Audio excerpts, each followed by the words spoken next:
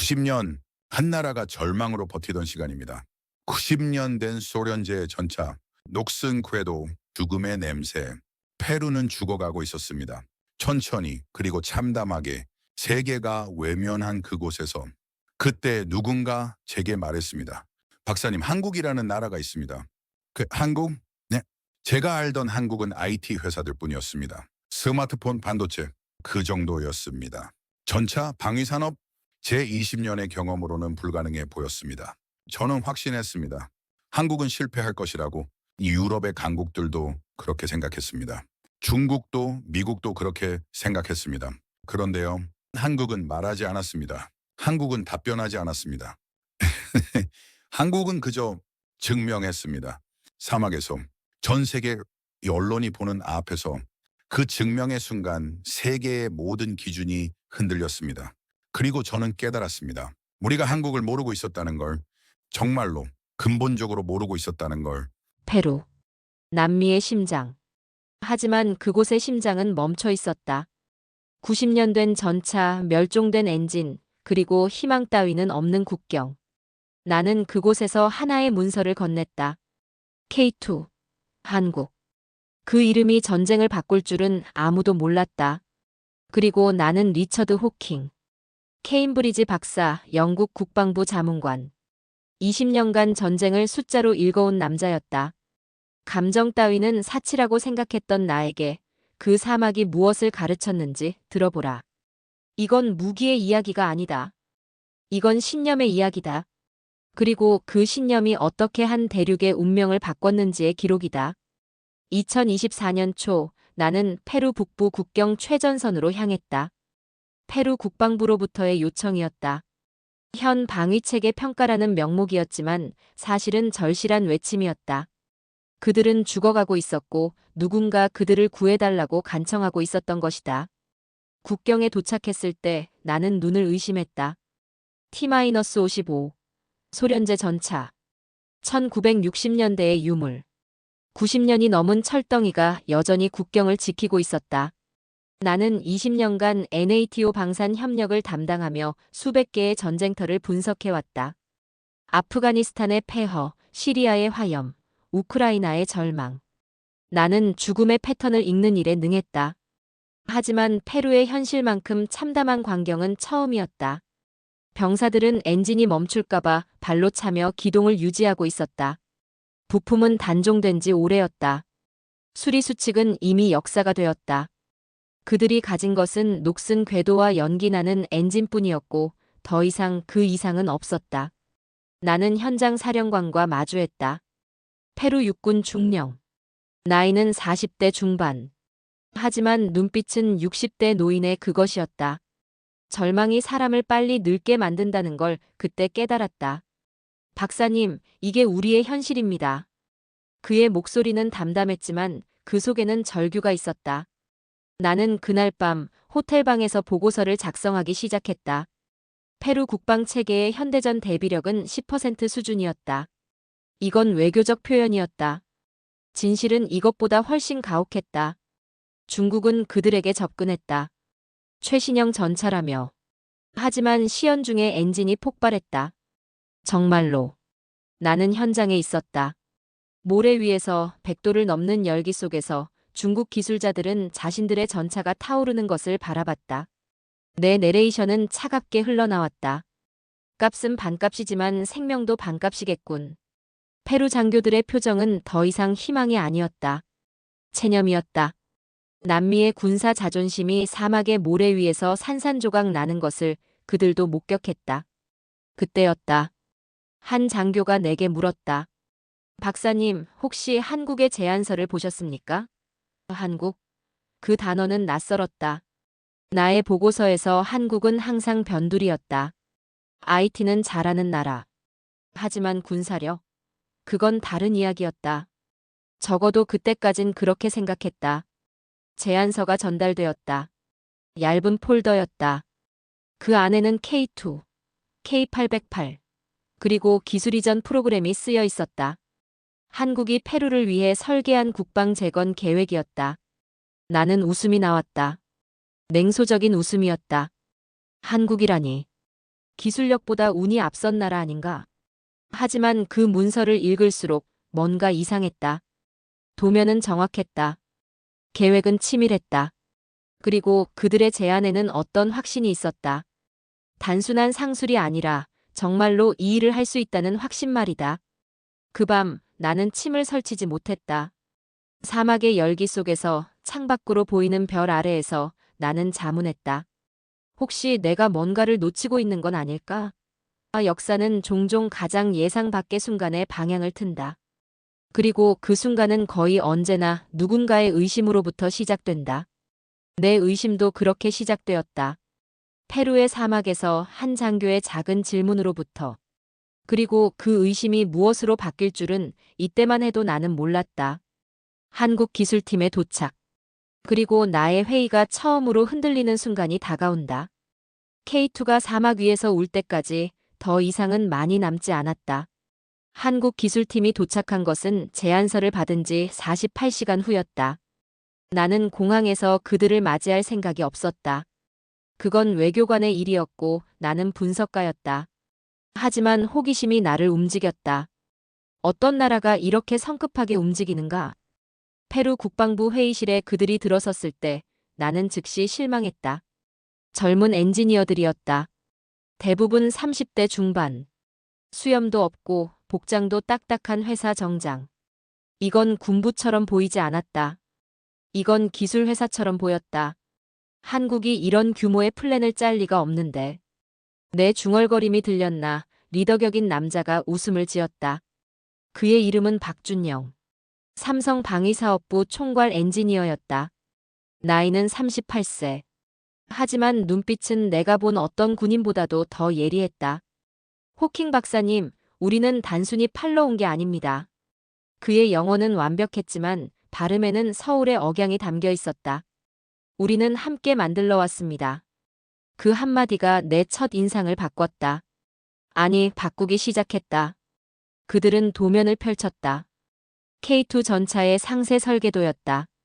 장갑 배치, 포탑 회전 시스템, 엔진 배치, 화력 통제 장치. 모든 것이 그려져 있었다. 중국 전차와 달랐다. 아니, 독일 전차와도 달랐다. 이건 페루의 기후와 지형을 고려해서 다시 설계된 것이었다. 30도 고지에서 45도 사면까지 대응하도록 재설계했습니다. 사막의 모래바람도 고려했습니다.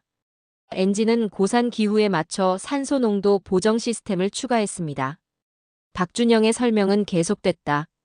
나는 내 메모장에 필사적으로 적어내렸다. 이건 단순한 카피가 아니었다. 이건 설계 철학이었다. K808 장갑차도 마찬가지입니다. 페루의 산악 지형을 고려해서 그가 다음 도면을 펼쳤을 때 나는 눈을 떴다. 이 장갑차는 기존 K808과 완전히 달랐다. 서스펜션이 강화되었고 지면 접지력이 개선되었고 심지어 바퀴의 패턴까지 사막 사모와 고산 흙길 모두에 대응하도록 설계되어 있었다. 이건 완전히 새로운 설계군요. 내가 중얼거렸을 때 박준영이 고개를 끄덕였다. 맞습니다. 우리는 한국식 전차를 팔려고 온 게 아닙니다. 우리는 페루식 전차를 만들려고 왔습니다. 그 말이 나를 벽에 박히게 했다.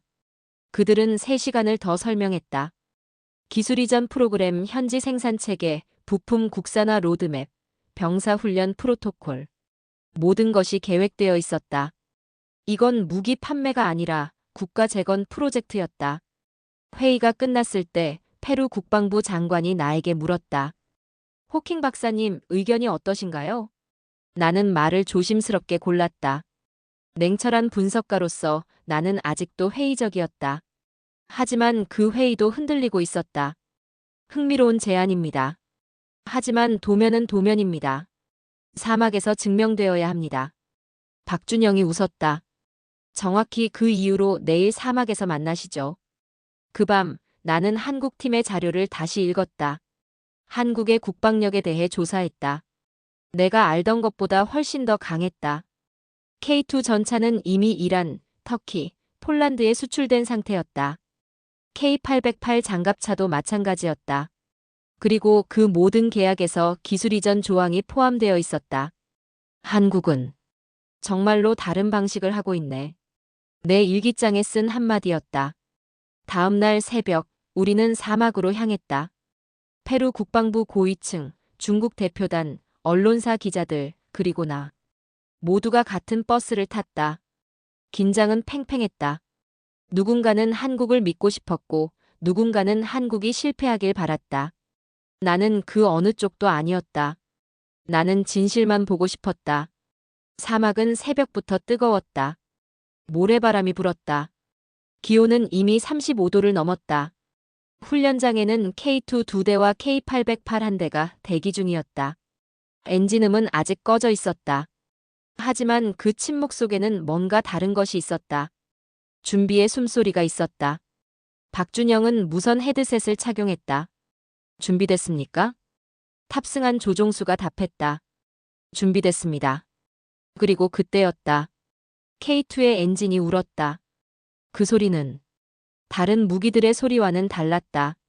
중국 전차의 엔진음은 거칠고 불안정했다. 독일 전차의 엔진음은 높고 신경질적이었다.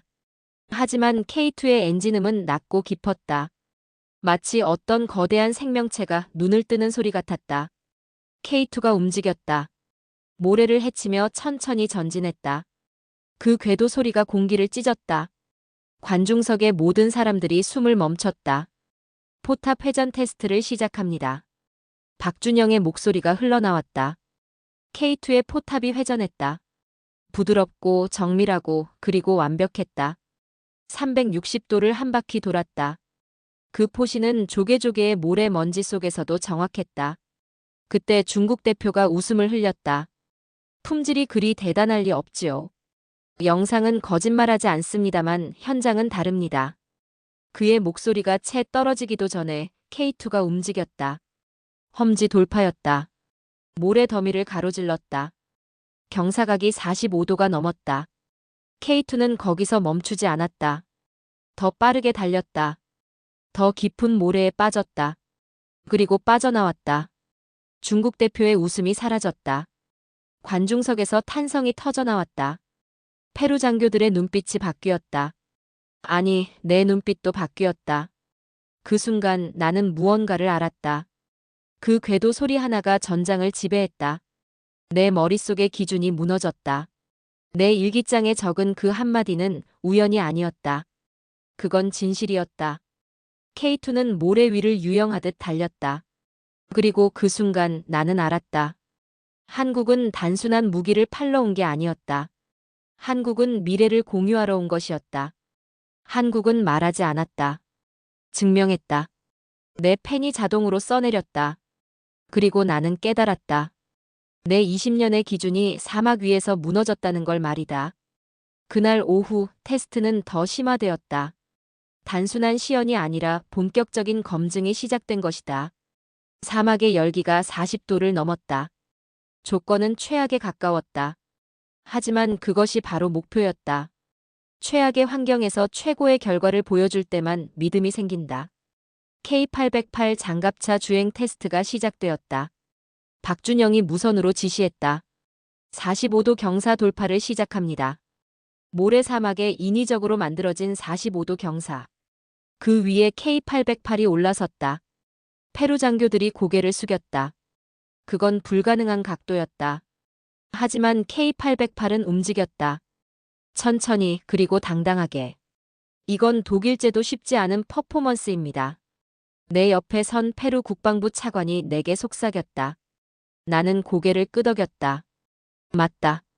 이건 사실 불가능에 가까웠다. K808이 경사를 올라가다가 1m 수로를 만났다. 설계된 테스트였다. 실제 산악 지형에서 나타나는 홈이었다. K808은 거기서 멈추지 않았다. 그대로 뛰어넘었다. 아니, 뛰어넘은 게 아니라 우아하게 통과했다. 그것이 설계라는 게 느껴졌다. 테스트가 끝났을 때 관중석에서는 박수가 나왔다. 하지만 나는 박수를 치지 않았다. 대신 한국 기술진이 하는 일을 봤다. 그들은 정비를 시작했다. K808의 모든 부분을 점검했다. 도구 하나하나가 정렬되어 있었다. 스패너, 렌치, 스크루드라이버. 마치 수술 도구처럼. 그들의 손놀림은 기계적이지 않았다. 그건 명상에 가까웠다. 각 부품을 만지며 무언가를 느끼고 있었다. 저것을 봤나요? 박준영이 내게 다가왔다. 저것들이 뭔가요? 내가 물었다. 철학입니다. 그의 대답은 짧았다. 하지만 그것이 모든 것을 설명했다. 기술이란 도면에만 있는 게 아닙니다. 기술은 손에 있습니다. 기술은 태도에 있습니다. 우리는 전차를 만드는 게 아니라 전차를 사랑하는 문화를 만들고 있습니다. 내 펜이 떨렸다. 나는 그것을 메모장에 적었다.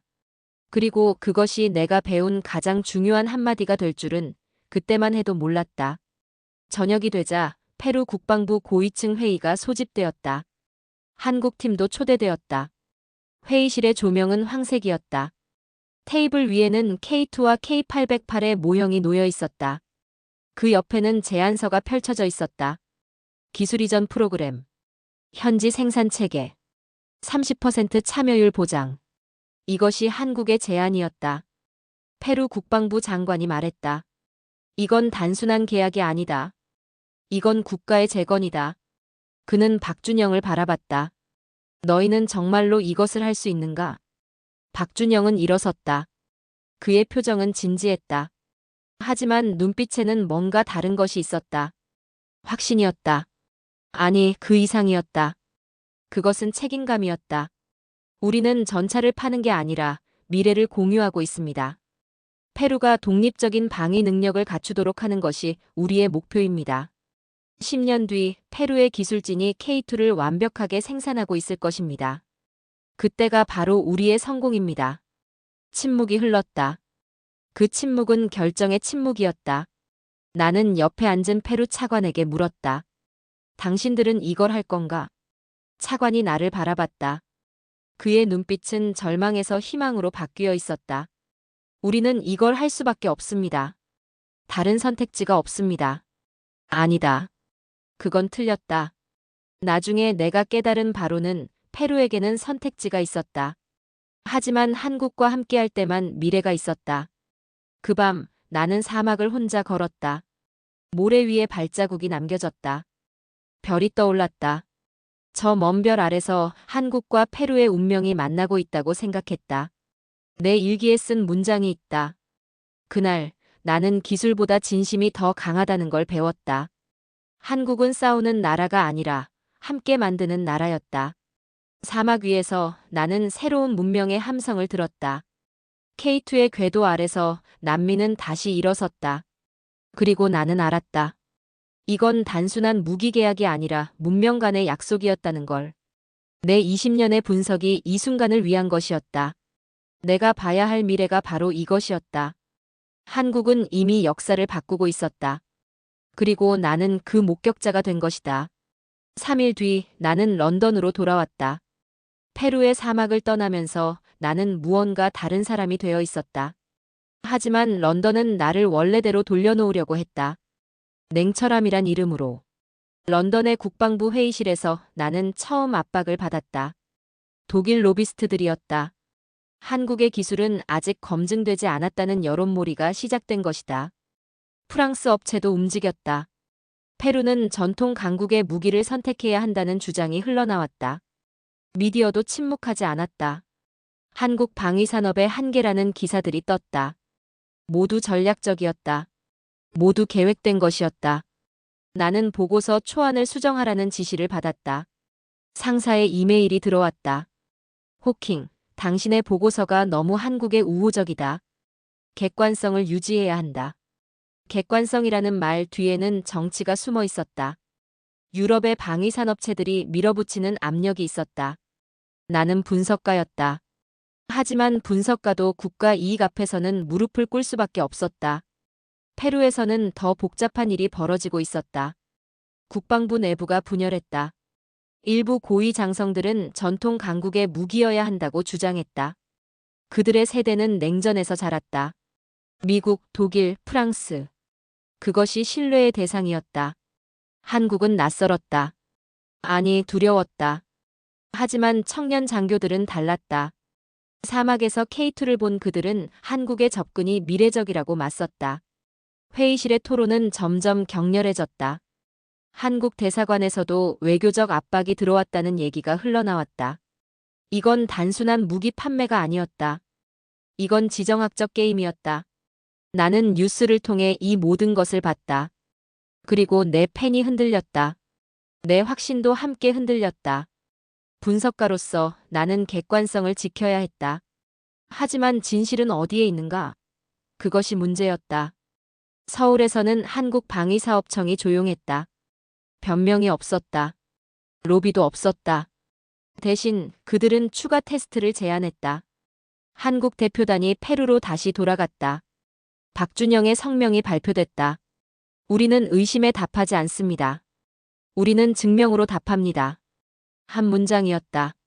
하지만 그 한 문장이 페루의 여론을 뒤집어 버렸다. 사격, 기동, 내구. 모든 테스트를 전면 공개 선언하겠습니다. 기자들도 초대합니다. 언론도 참석하십시오. 진실은 총구에서 나온다. 나는 그 성명을 읽고 앉았다. 이건 대담함이었다. 아니, 무모함에 가까웠다. 만약 테스트에서 실패하면 모든 것이 끝나버렸다. 전 세계 언론 앞에서. 그럼에도 불구하고 한국은 그것을 선택했다. 내 상사가 나를 소집했다. 호킹, 페루로 다시 가라. 이번엔 객관적으로 평가해야 한다. 객관적으로. 그 단어가 또 나왔다. 나는 대답했다. 내 보고서는 항상 객관적입니다. 객관성이란 진실을 보는 것입니다. 그 진실이 어디에 있는지는 상관없이. 상사는 침묵했다. 나도 침묵했다. 그리고 나는 짐을 챙겼다. 페루로 가는 비행기 안에서 나는 내 노트를 펼쳤다. 이 장을 다시 읽었다. 그 궤도 소리 하나가 전장을 지배했다. 내 머릿속의 기준이 무너졌다. 그 글씨는 내가 쓴 것이었지만 마치 다른 사람이 쓴 것처럼 느껴졌다. 나는 과연 진실을 보고 있었을까? 그것이 내 질문이었다. 테스트 전날 밤 나는 사막을 다시 걸었다. 사막은 조용했다. 하지만 역사는 숨을 죽이고 있었다. K2는 조용히 빛나고 있었다. 달빛 아래에서. 아무도 보지 않는 그 자리에서. 그리고 나는 알았다. 이것이 진정한 시험이라는 걸. 유럽의 압력, 페루의 분열, 언론의 의심. 모든 것이 한국이 어떤 나라인지를 보여주는 시험이었다. 이건 무기 경쟁이 아니라 신념의 전쟁이었다. 나는 중얼거렸다. 그리고 별을 봤다.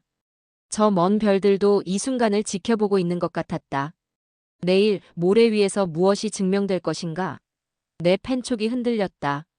내 확신도 함께 흔들렸다. 하지만 그 흔들림 속에서 나는 무언가를 알고 있었다. 한국은 말 대신 결과를 준비했다는 것을. 그 결과가 무엇일지 곧 알게 될 것이다. 새벽 5시. 사막은 여전히 어두웠다. 하지만 훈련장에는 이미 불이 켜져 있었다. 기자들, 군 고위층, 경쟁사 대표들이 모두 도착했다. 전 세계 언론이 주시하고 있었다. CNN, BBC, 로이터. 이제 이건 단순한 무기 시연이 아니었다. 이건 심판이었다. 나는 관중석에 앉았다.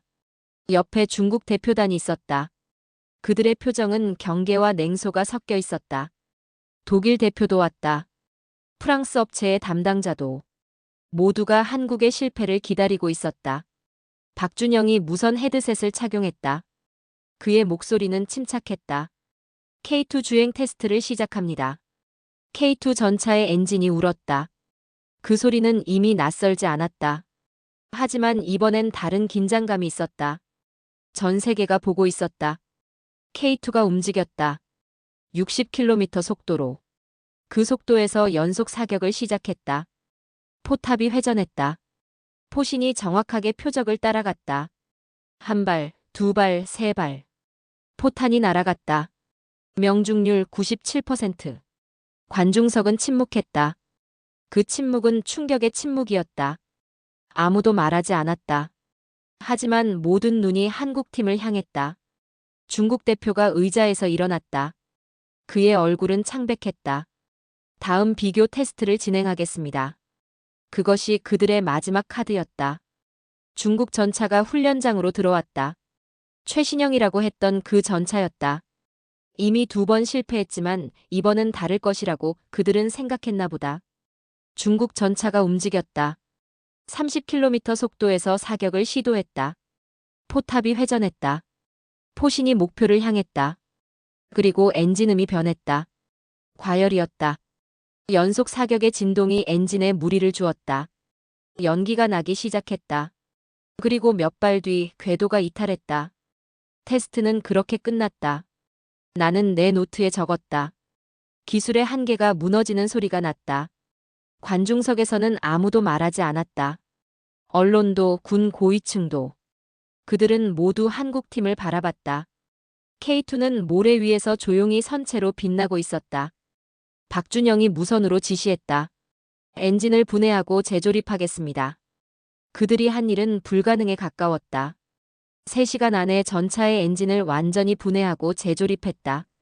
모래바람 속에서, 40도가 넘는 열기 속에서, 관중들의 시선이 모두 쏠려 있는 상황에서 그 과정은 수술과 같았다.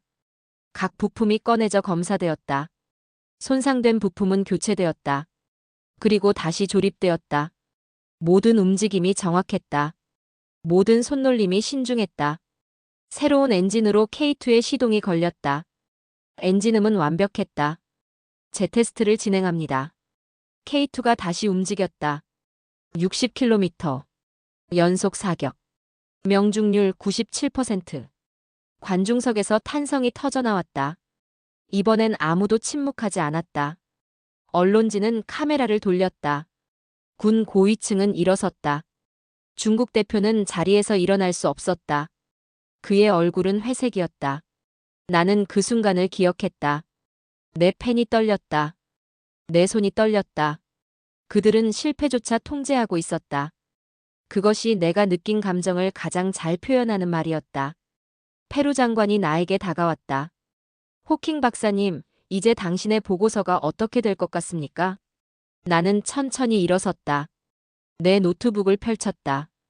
보고서를 다시 읽었다. 그리고 결론 부분을 수정했다. K2는 현존 최적의 전차 체계다. 그 한 문장이 모든 것을 설명했다. 나는 즉석 기자회견에서 한국의 대응을 공개 칭찬했다. 이것은 기술의 문제가 아닙니다. 이것은 철학의 문제입니다. 한국은 기술 이상의 것을 보여줬습니다. 책임감을. 언론 보도는 대반전했다. 한국 기술, 모든 의심을 이기다. K2, 세계 최고 성능 입증. 페루- 한국 방위협력, 표준 제시. 사막 위에서 역사가 다시 쓰이고 있었다. 그 밤, 나는 내 일기에 이렇게 적었다. 나는 더 이상 의심하지 않는다. 포탄의 궤적이 아니라 신뢰의 궤적이 남았다. K2는 전차가 아니라 하나의 의지였다. 그 순간 페루의 하늘이 한국어로 울렸다. 전쟁의 규칙이 다시 쓰이고 있었다. 그리고 나는 알았다. 20년간의 내 분석이 이 순간을 향하고 있었다는 걸. 한국은 단순히 이겼다. 한국은 미래를 증명했다. 시연 종료 후 귀환 도중 하늘이 울었다. 갑작스러운 폭우였다. 페루 북부의 우기가 예상보다 빨리 찾아온 것이다. 차량들이 속도를 줄였다. 모래 위에 물이 고이기 시작했다. 그리고 그 순간 테스트 장비 일부가 침수되기 시작했다. 나는 무선으로 박준영을 불렀다. 장비가 침수되고 있다. 박준영의 목소리는 침착했다. 현장으로 복귀합니다. 그게 전부였다. 변명 대신 행동이 나왔다. 우리가 현장으로 돌아갔을 때 한국 기술진은 이미 움직이고 있었다. 비와 진흙 속에서, 폭우 속에서 그들은 침수된 장비를 꺼내기 시작했다. 한 명의 책임 전가도 없었다. 아무도 이건 계획되지 않은 상황이라고 말하지 않았다. 아무도 우리는 이런 조건에서 일할 책임이 없다고 말하지 않았다. 모두가 있었다. 그리고 모두가 일했다. 물에 젖은 전자장치들을 주에 깊게 분해했다. 각 부품을 개별적으로 건조했다. 이것도 시간과의 싸움이었다. 만약 장비가 완전히 망가지면 모든 것이 끝났다. 한국의 신뢰도가 무너지는 것뿐만 아니라 페루와의 계약도 위험에 빠졌다. 나는 그 장면을 보면서 깨달았다. 나는 20년간 수많은 기업을 봐왔지만 이런 팀은 처음이다. 내 목소리는 떨리고 있었다. 4시간이 지났다. 모든 장비가 복구되었다. 침수된 시스템이 재가동되었다. K2의 전자 제어 시스템도 완벽하게 작동했다. 폭우 속에서도 진흙 속에서도 그들의 기술은 견뎌냈다. 나는 즉석 기자회견을 소집했다. 기자들이 모였다. 카메라들이 켜졌다. 나는 무대에 섰다. 이 폭우는 계획되지 않은 상황이었습니다.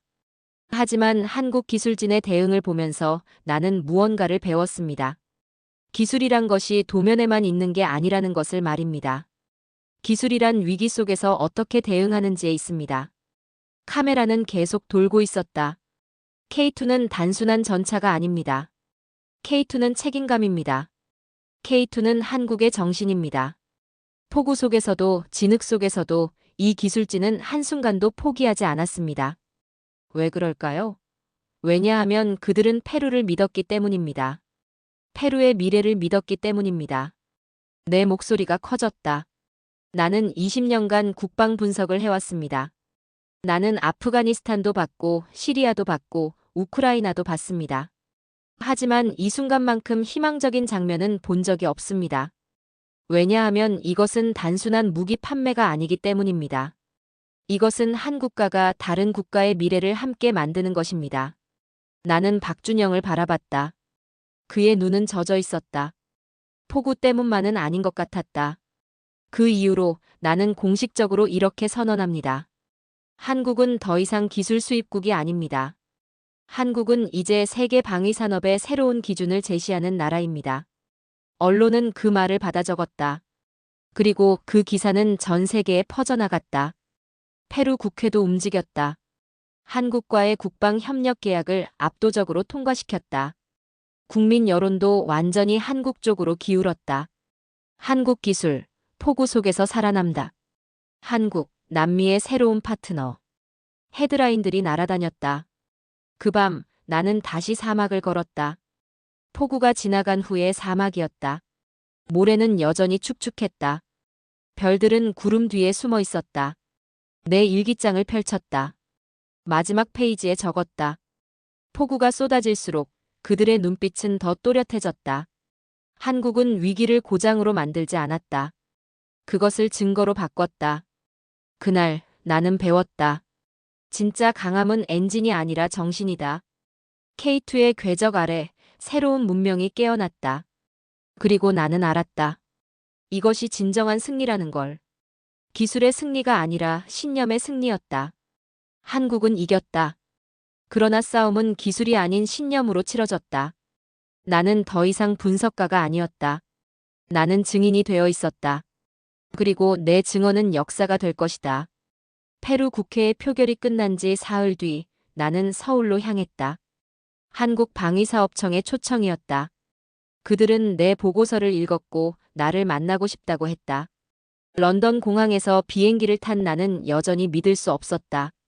몇 개월 전만 해도 한국은 내 보고서의 변두리에만 등장했던 나라였다.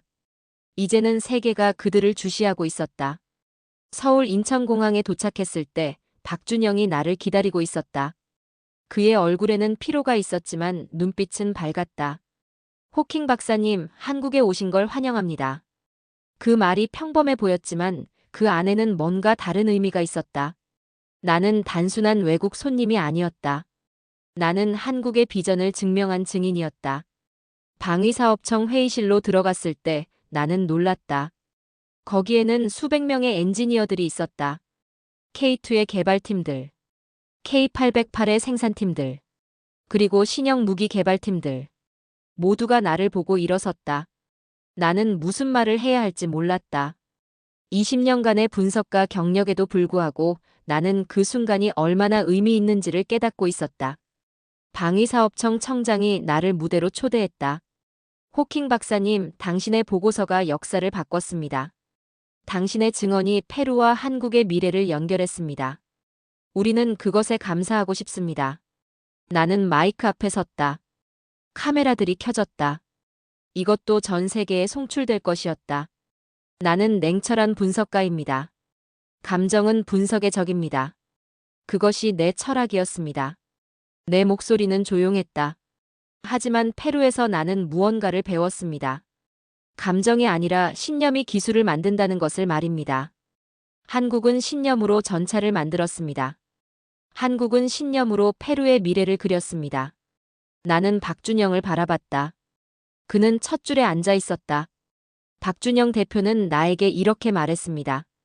우리는 전차를 파는 게 아니라 미래를 공유하고 있습니다. 그 말이 모든 것을 설명합니다. 한국이 페루에 제시한 것은 무기가 아니라 국가 재건의 철학입니다. 기술 이전이 아니라 미래 공유입니다. 회의실은 침묵했다. 나는 또 말하고 싶습니다. 한 세기 전 한국은 전차를 빌려 쓰던 나라였습니다. 지금 한국은 대륙의 운명을 설계하고 있습니다. 이것은 단순한 산업 발전이 아닙니다. 이것은 문명의 도약입니다. 내 목소리가 커졌다. 나도 내 자신을 알아볼 수 없을 정도로. 20년 전 나는 전쟁터에서 죽음을 읽었습니다. 하지만 페루의 사막에서 나는 생명을 읽었습니다. 한국과 페루가 함께 만들 미래. 그것이 바로 생명입니다. 그것이 바로 희망입니다. 박수가 터져나왔다. 엔지니어들이 일어섰다. 그들의 눈빛도 젖어 있었다. 나중에 박준영과 나는 서울의 한 카페에서 마주 앉았다. 한강이 보이는 창 너머로. 나는 그에게 물었다. 당신은 언제부터 이 꿈을 꿨습니까? 박준영은 잠깐 생각했다. 언제부터가 아니라 지금부터입니다. 호킹 박사님, 꿈은 과거에 있는 게 아닙니다. 꿈은 지금 이 순간에 있습니다. 페루가 K2를 생산하기 시작할 때 한국의 꿈은 거기서 끝나지 않습니다. 그건 시작일 뿐입니다. 시작이라니요? 네. 우리는 페루에서 시작합니다. 그 다음은 터키, 폴란드, 핀란드. 그 다음은 아프리카, 중동, 인도. 우리의 기술을 필요로 하는 모든 곳입니다. 하지만 우리가 파는 것은 무기가 아닙니다. 우리가 전파하는 것은 철학입니다. 나는 그 말을 듣고 있었다. 그리고 깨달았다. 이것이 진정한 국가 전략이라는 걸. 그렇다면 당신들은 우승하는 게 아니라 세계를 변화시키려는 거군요. 박준영이 웃음을 지었다. 우승은 일시적입니다. 변화는 영원합니다. 그 말이 내 일기장에 기록되었다. 그 밤 나는 런던으로 돌아가는 비행기 위에서 보고서의 최종판을 썼다. 제목은 이렇게 지었다. 21세기 방산의 새로운 기준, 한국의 철학적 접근과 그전 지구적 영향. 나의 결론은 명확했다. 한국은 더 이상 기술 수입국이 아니다. 한국은 이제 세계 방위산업의 교사다. 그리고 그들이 가르치는 것은 기술이 아니라 신념이다. 하지만 가장 중요한 문장은 따로 있었다. 마지막 페이지에 내가 적은 한 문장. 나는 확신한다. 21세기 방산의 교과서는 한국어로 쓰일 것이다. 나는 더 이상 냉철한 분석가가 아니었다. 나는 한국의 미래를 믿는 증인이 되어 있었다. 3년이 흘렀다. 런던의 내 사무실에는 이제 다른 것들이 걸려 있다. 페루의 사막 사진. K2가 모래를 헤치며 달리는 그 순간의 사진. 박준영과 찍은 서울의 사진. 그리고 페루 국방부에서 보낸 감사장. 하지만 가장 소중한 것은 벽에 붙인 한 장의 기사다. 페루 국방부가 발표한 보도자료였다. K2 전차, 페루 현지 생산 개시. 2028년까지 1200대 생산 예정. 기술 이전 성공적으로 진행 중. 그 기사 옆에는 또 다른 헤드라인이 있다. 한국 방위산업, 터키와 기술 이전 협력 서명. 핀란드 마이너스 한국 방위협력 확대. 우크라이나 한국 무기 도입 추진. 세계가 한국을 주시하고 있었다. 그리고 나는 그것을 예측했다. 최근에 나는 옥스퍼드 대학에서 강의를 했다. 제목은 21세기 국방전략기술에서 신념으로의 패러다임 전환이었다. 강의실은 만석이었다. 학생들, 정책 위반자들, 언론인들. 모두가 한국의 이야기를 듣고 싶어 했다. 한 나라가 어떻게 기술 수입국에서 기술 선도국으로 변했는가? 이것이 21세기 가장 중요한 질문입니다. 내 강의는 이렇게 시작됐다. 그 답은 기술이 아닙니다. 기술은 결과입니다. 그 답은 신념입니다. 한국은 신념을 설계했습니다. 한국은 신념을 생산했습니다. 한국은 신념을 수출했습니다. 강의가 끝났을 때 한 학생이 손을 들었다. 교수님, 당신은 한국을 정말 믿으세요? 나는 웃음을 지었다. 그것은 3년 전 내 자신에게 물어보고 싶었던 질문이었다. 믿음은 과거의 경험에서 나옵니다. 나는 페루의 사막에서 한국을 봤습니다. 그들의 손놀림을 봤습니다. 그들의 눈빛을 봤습니다. 그들이 폭우 속에서 포기하지 않는 모습을 봤습니다. 그것이 바로 믿음입니다. 런던으로 돌아온 후 나는 박준영으로부터 편지를 받았다. 손으로 쓴 편지였다. 요즘은 드문 일이었다. 호킹 박사님, 안녕하세요. 페루의 소식을 보셨을 거라 생각합니다. K2의 첫 번째 국내 생산 전차가 완성되었습니다. 그리고 그 전차의 첫 번째 시험 주행에서 페루의 젊은 엔지니어가 조종했습니다. 3년 전 그는 한국 팀을 보며 무릎을 꿇었습니다. 지금 그는 K2의 미래를 이끌고 있습니다. 이것이 우리가 원하던 결과입니다. 편지는 계속됐다. 당신의 보고서가 없었다면 이 모든 것이 가능하지 않았을 것입니다. 당신의 증언이 세계를 설득했습니다. 당신의 펜이 역사를 썼습니다. 우리는 당신에게 영원히 감사할 것입니다. 그리고 우리는 계속 갈 것입니다. 더 먼 곳으로, 더 높은 곳으로. 편지의 마지막에는 이런 문장이 있었다. 호킹 박사님, 당신은 분석가라고 했습니다. 하지만 당신은 이미 그 이상입니다. 당신은 역사의 목격자입니다. 그리고 목격자의 증언은 미래를 만듭니다. 나는 그 편지를 다시 읽었다. 여러 번 읽었다. 그리고 깨달았다. 페루의 사막에서 시작된 이 여정이 단순한 무기 판매가 아니었다는 걸. 이것은 한 나라가 다른 나라를 신뢰하는 일이었다. 한 엔지니어가 다른 엔지니어를 가르치는 일이었다. 한 문명이 다른 문명에 손을 건네는 일이었다. 나는 이제 퇴직을 생각하고 있다. 20년의 분석가 경력을 마치고 새로운 일을 시작하려고 한다. 내가 뭘 할지는 아직 모르지만 한 가지는 확실하다. 나는 더 이상 전쟁을 분석하고 싶지 않다. 나는 미래를 쓰고 싶다. 내 일기의 마지막 페이지에 적은 문장이 있다. 나는 한 세기 전의 한국이 아닌 이 시대의 한국을 본다. 그들은 더 이상 기술을 빌려오지 않는다. 그들은 미래를 만들고 있다. 그리고 나는 그 목격자가 되어 이 기록을 남긴다. 역사는 종종 예상 밖의 순간에 방향을 튼다. 그 순간은 거의 언제나 믿음으로부터 시작된다. 한국의 믿음이 페루의 미래를 만들었다. 그리고 그 미래는 지금 다른 대륙으로 퍼져나가고 있다. 페루의 사막에서 본 K2의 궤도. 그것이 남긴 흔적은 모래 위에만 있지 않다. 그것은 역사에 남아있다. 그것은 미래를 그리고 있다. 나는 더 이상 의심하지 않는다. 한국에 대해서도 말이다. 한국은 이겼다. 하지만 그들의 싸움은 끝나지 않았다. 왜냐하면 싸움은 기술이 아니라 신념으로 치러지기 때문이다. 그리고 신념은 끝나지 않는다. 신념은 계속 흐른다. 한 세대에서 다음 세대로. 한 나라에서 다른 나라로. 한 대륙에서 또 다른 대륙으로. 나는 확신한다.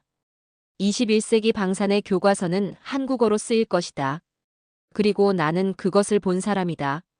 나는 리처드 호킹. 냉철한 분석가에서 이제 한국의 미래를 믿는 증인이 되었다. 이것이 내 이야기다. 그리고 이것이 한국의 이야기이기도 하다.